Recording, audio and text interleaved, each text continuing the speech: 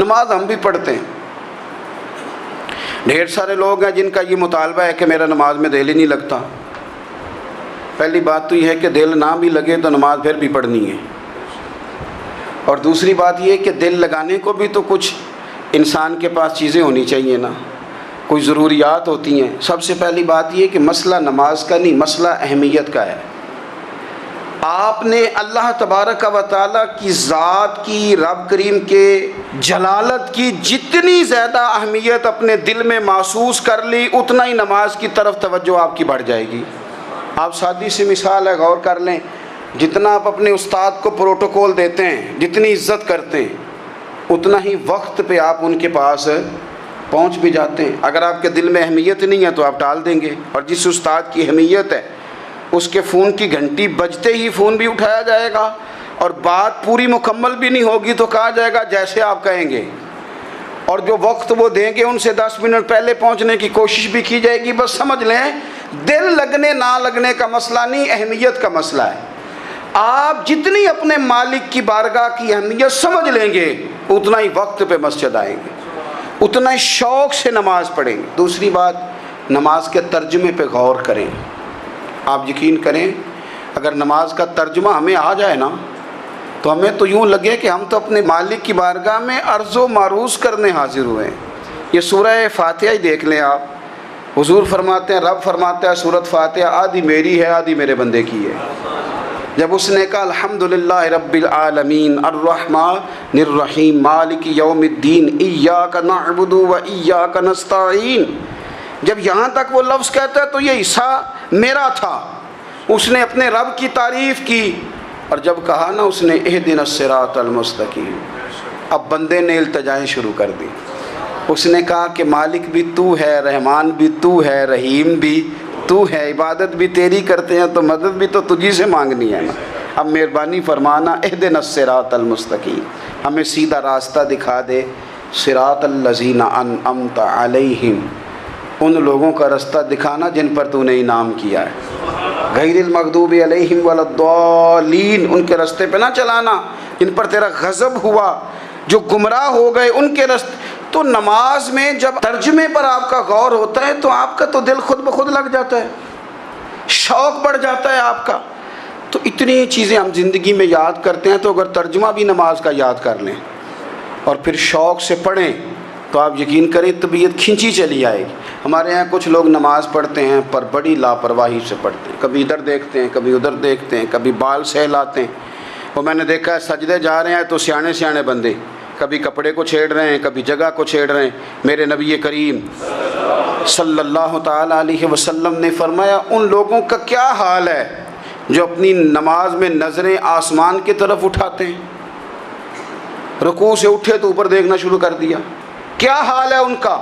اور پھر حضور نے ایک موقع پر تو سختی فرمائی، فرمایا جو نماز پڑھتے اپنی نظریں آسمان کی طرف اٹھاتا ہے وہ باز آ جائے، ورنہ ایسا نہ ہو کہ رب اس کی آنکھیں ہی چھین لے، وہ باز آ جائے اس کام سے۔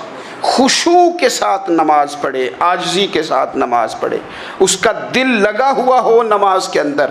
میرے نبی پاک صلی اللہ تعالیٰ علیہ وآلہ وسلم کے غلام حضرت انس بن مالک رضی اللہ تعالیٰ عنہ فرماتے ہیں کہ رسول پاک صلی اللہ علیہ وسلم نے مجھ سے فرمایا تھا کہ بیٹے نماز میں ادھر ادھر دیکھنے سے بچو، کیونکہ فرمایا نماز میں ادھر ادھر توجہ کرنا یہ بندے کو ہلاک کر دیتا ہے، ہلاکت ہے اس میں اگر تم نے ادھر ادھر توجہ ہوگی۔ نماز تم مالک کی بارگاہ میں کھڑے ہو اور تم دیکھ ادھر ادھر رہے ہو، تو ایک تو نماز عاجزی کے ساتھ۔ پھر فرمایا والذین ہم عن اللغو معرضون، وہ لوگ جو فضول باتوں سے، لغویات سے اپنا منہ پھیر لیتے ہیں، فضولیات سے۔ ہمارے ہاں نا بہت سارے لوگ ایسے ہیں جو بلا وجہ ان چیزوں میں دلچسپی لیتے ہیں جو ان کے مطلب کی نہیں ہے، ان کے مطلب کی مطلب آپ کسی سے ملیں کہتے ہیں کیا حال ہے، ٹھیک ہے جی، بچوں کا کیا حال ہے، ٹھیک ہے، بچے کتنے ہیں؟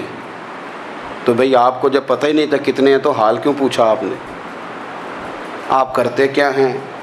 آپ کا بڑا بھائی کیا کرتا ہے، چھوٹا بھائی کیا کرتا ہے، ابا جی کیا کرتے ہیں؟ بھئی آپ کے مطلب کی بات نہیں، آپ مطلب کی مقصد کی بات کریں، بے مقصد باتوں میں الجھنے کی ضرورت نہیں ہے۔